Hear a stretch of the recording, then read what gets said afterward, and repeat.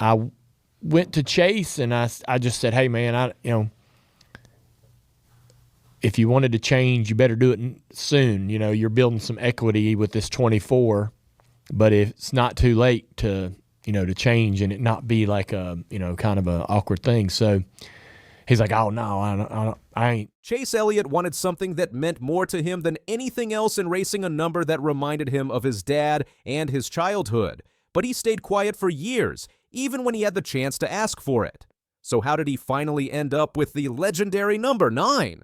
When Chase Elliott first stepped into the NASCAR Cup Series, he was handed a car number that carried massive expectations, the number 24. That number was synonymous with Jeff Gordon, a 4-time champion and one of the sport's all-time greats.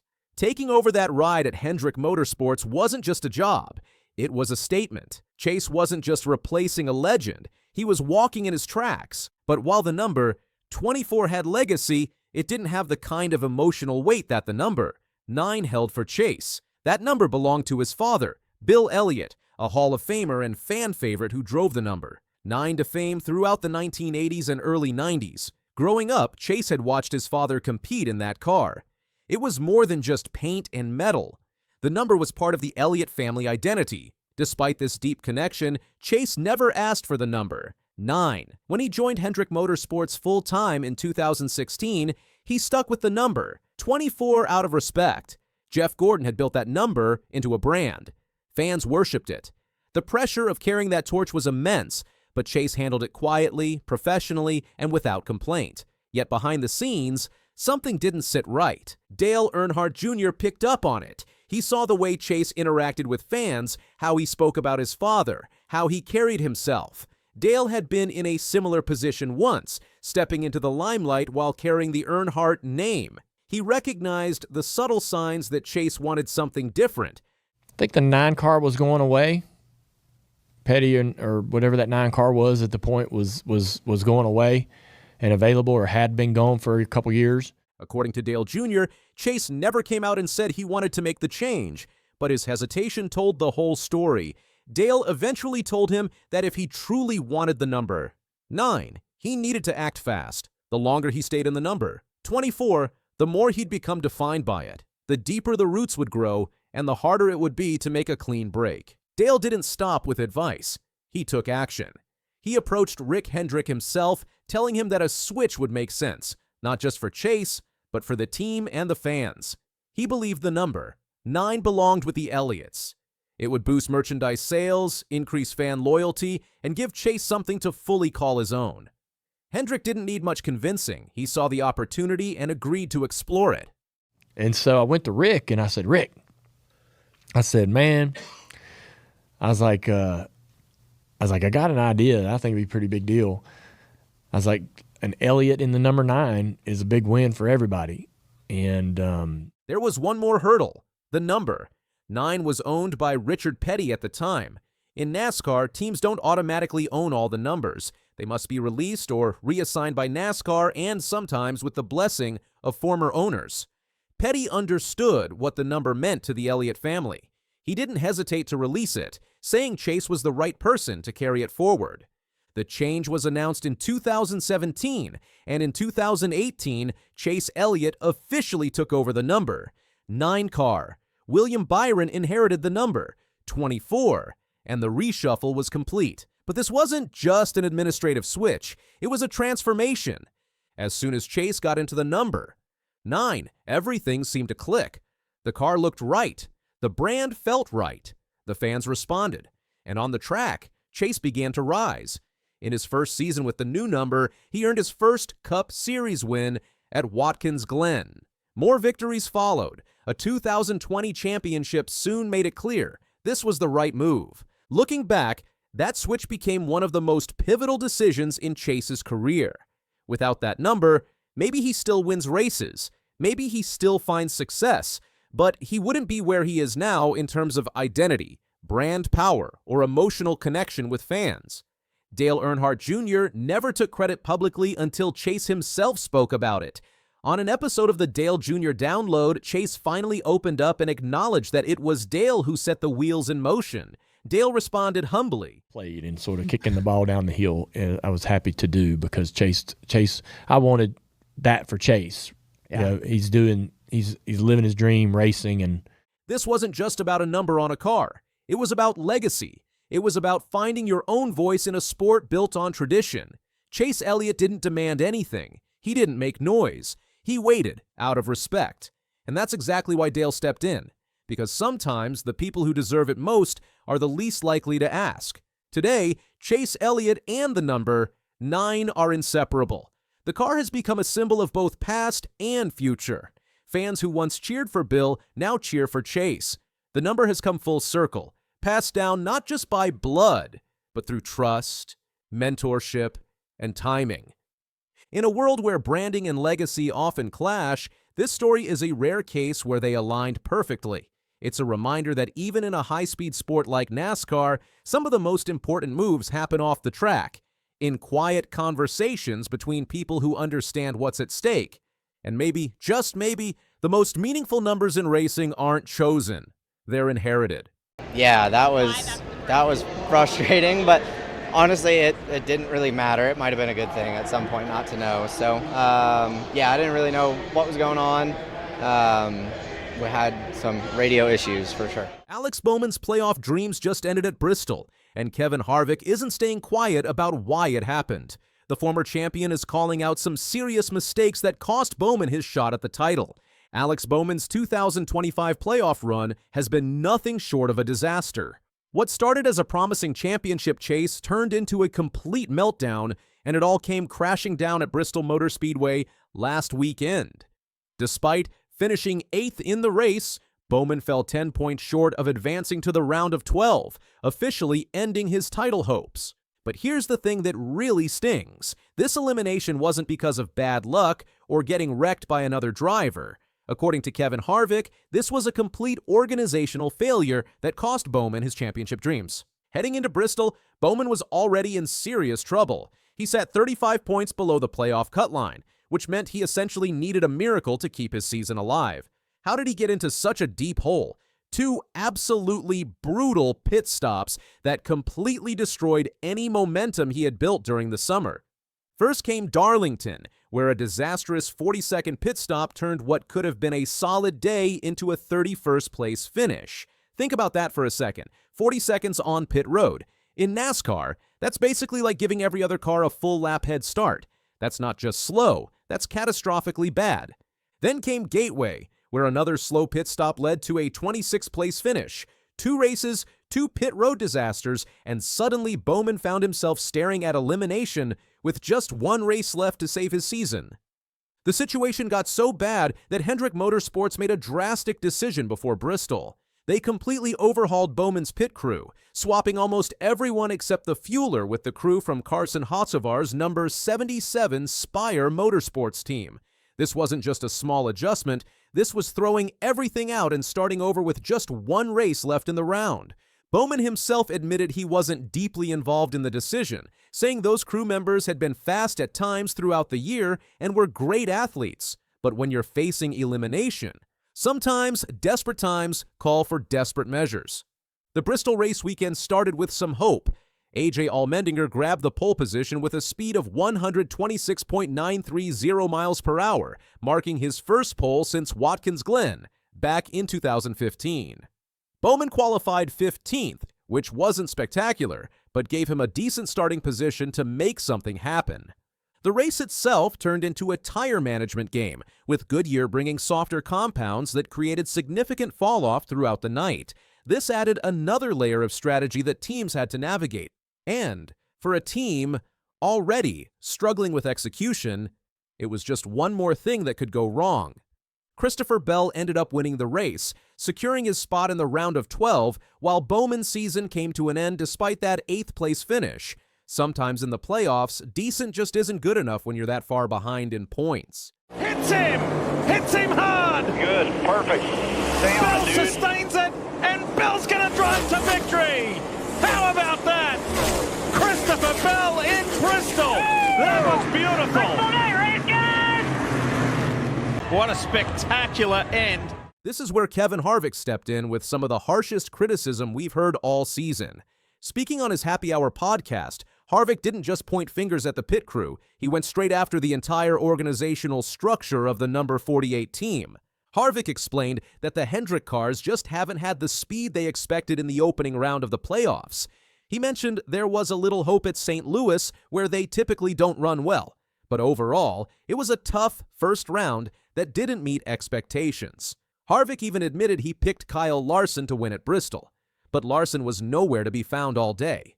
When Kyle Larson struggles at Bristol, you know something seriously wrong with your program. But Harvick's real frustration came when he talked about the mistakes that put Bowman in this position. He pointed out that when you're behind, you start pressing on everything. Pit road speed, strategy, everything becomes desperate. The number 48 team was swinging for the fences trying to make something happen, but they were doing it from a hole they dug themselves. Here's where Harvick really let them have it. He said the number 48 team seems disorganized and that a lot of mistakes put them in that elimination position. Even though they had speed, there were speeding penalties and other issues throughout the year that took away from weekends where they actually had competitive cars. Then came the most damning part of Harvick's criticism. He brought up what he called the debacle on pit road with pit guns not being plugged in. Whether that was the final conclusion or not, Harvick made it clear this was a preparation and organizational error. He called it a fundamental mistake that showed structural problems with how the number 48 pit box was set up and managed. Harvick's message was simple but brutal. Don't beat yourself. He said if he was part of that team, he'd be looking at the situation thinking they really just took themselves out of championship contention. This criticism cuts especially deep because it's coming from Kevin Harvick, someone who knows what it takes to win championships and run successful race teams. When a driver of his caliber says you're making fundamental mistakes, that's not just criticism. That's a wake-up call about serious organizational problems. The really frustrating part for Bowman and his fans is that this team showed they had speed during the summer. Bowman had 7 top 10 finishes in the 11 races before the playoffs started. He looked like a lock to at least make the round of 12, if not go deeper into the playoffs. Bowman himself has been brutally honest about how bad things got. He called the past 2 weeks embarrassing and said it was mortifying how bad we've been. He made it clear this wasn't from lack of effort, acknowledging that everyone at Hendrick Motorsports was working hard, but they just couldn't put complete race days together when it mattered most. The mental toll has been obvious too. Bowman admitted that going through these past couple of weeks hasn't been fun, though he noted that mentally it hasn't been a fun time for him over the past couple of years anyway. That's a pretty revealing comment about the pressure and struggles he's been dealing with. Going into Bristol, Bowman said the must-win situation was almost less stressful because they weren't close to the cut line trying not to make mistakes. They had to make something happen, which in some ways freed them up to be more aggressive. Despite all the crew changes and drama, Bowman made it clear he had no hard feelings toward his former crew members. He said he's friends with all those guys and appreciates their hard work. He even said it wouldn't surprise him if they had an amazing day on pit road with the number 77 car and looked really good. But Harvick's criticism goes beyond just Bowman's team. He sees this as part of a bigger problem with Hendrick Motorsports as a whole. The organization that's been the standard in NASCAR for years suddenly looks vulnerable, especially compared to Joe Gibbs Racing, which Harvick called the class of the field right now. The tire situation at Bristol added another interesting element to the race. Kevin Harvick said that the industry had asked for tire fall-off to make racing more competitive, and Bristol delivered on that front. The softer compounds created a tire management game that reminded drivers of their late model racing experience. Christopher Bell, who won the race, talked about how nervous he was on older tires and how they would push up in the middle of corners.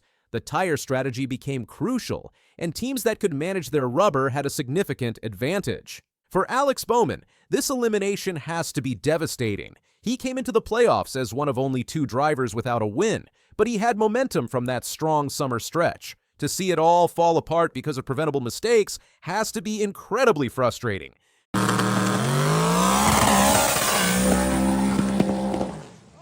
my gosh! Why don't you do burnouts like that? Nobody ever thought a YouTuber could shake up NASCAR, but that's exactly what happened. Cleetus McFarland showed up, turned heads, and left even Dale Earnhardt Jr. saying things may never be the same again. Garrett Mitchell, better known as Cleetus McFarland, wasn't born into racing royalty. He didn't grow up with factory sponsorships or family teams. He started with a camera, a garage, and a knack for making car content that felt raw and fun. His YouTube channel grew from silly experiments into a motorsport empire. In 2015, everything changed. During a random video, his buddy called him Cleetus as a joke. Fans latched onto it. Garrett leaned in, adopted the character, and built a brand around this personality who loved horsepower, burnouts, and freedom. Behind the humor was a sharp business mind and years of filming for 1320 video. By the time the Cleetus name exploded, he was ready to turn it into something unstoppable. He didn't stop at videos. He built the Freedom Factory, an abandoned Florida speedway turned into a playground. He created wild builds like Leroy the Savage, a stripped-down Corvette that became legendary online. He organized events like the Freedom 500, burnout competitions, and drag shootouts, all streamed to millions eager to watch not just the cars, but the chaos. By the time he dipped into professional racing, he wasn't just another rookie. He was bringing an army of fans with him, millions online, thousands traveling to watch, and more tuning in from home. When Cleetus entered the ARCA Menard Series race at Daytona in 2025, expectations were low. He was an internet guy stepping into one of the most famous tracks in the world. The result on track was rough. He crashed out and finished 30th. But the real story was off the track. His in-car stream pulled in over 40,000 live viewers. Fox Sports coverage featuring him surged past 5.8 million views. That's over 10 times what a typical ARCA broadcast delivers. The Daily Downforce reported it was the most watched ARCA Daytona race since 2013. That's when NASCAR executives started sweating. Then came Talladega. Despite engine trouble, Cleetus finished in the top 10, completing all 77 laps. His YouTube in-car stream peaked at 60,000 live viewers. Veteran driver Kenny Wallace admitted Cleetus had undeniable value. NASCAR, whether they liked it or not, needed him. Mike Joy had been warning NASCAR. Their fan base was aging. Ratings showed older audiences tuning in, while younger fans checked out. Then McFarland came along and flipped the narrative. He was bringing teenagers, college kids, and 20-somethings who never watched a lap before. That's when Dale Jr. stepped in. He invited Cleetus to his podcast, the Dale Jr. Download. They didn't just talk racing. They talked culture, YouTube, and how the sport needed to evolve. The episode became one of Dirty Mo Media's most popular. For Dale Jr., this wasn't just entertainment. It was a sign of where the sport had to go. But the real turning point came when Dale Jr. agreed to drive the Dale truck. The Dale truck isn't just some prop. It's a former NASCAR Craftsman truck, rebuilt as a drag monster, painted in tribute to Dale Earnhardt Sr.'s number 3. And when Dale Jr. got behind the wheel, he realized how serious this all was. He floored it, and within a split second, he panicked. The launch was so violent that his body slammed back, his foot came off the pedal, and he had to lift. Reviewing the data later, Cleetus pointed out that Jr. dropped to 26%, throttle less than a tenth of a second into the run. Dale Jr. described it as a jump scare, like walking through haunted woods when someone jumps out with a chainsaw. That's how hard the truck hit, but instead of quitting, he asked to go again. The second run was smoother, and when he climbed out, he couldn't stop grinning.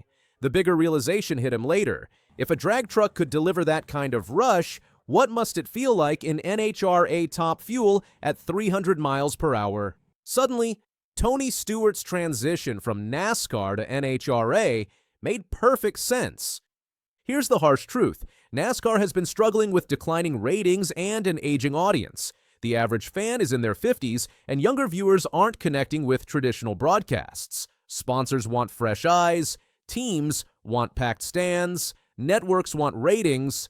Enter Cleetus. He's everything NASCAR isn't. Unscripted, relatable, authentic. He crashes, laughs at himself, talks directly to fans, and brings them along. He doesn't hide mistakes behind PR spin. That's why young people love him. He feels real.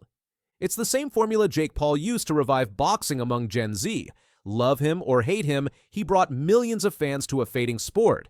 Now Cleetus is doing the same for racing. He's bringing in new fans who never cared about lap averages or pit stops. They care about connection and feeling part of the action.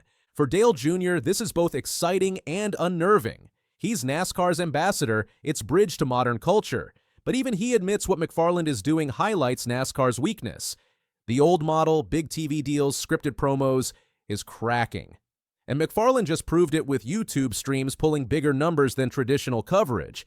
That's why Dale Jr. looks uneasy. It's not panic about losing his place, it's panic about what it means for the sport.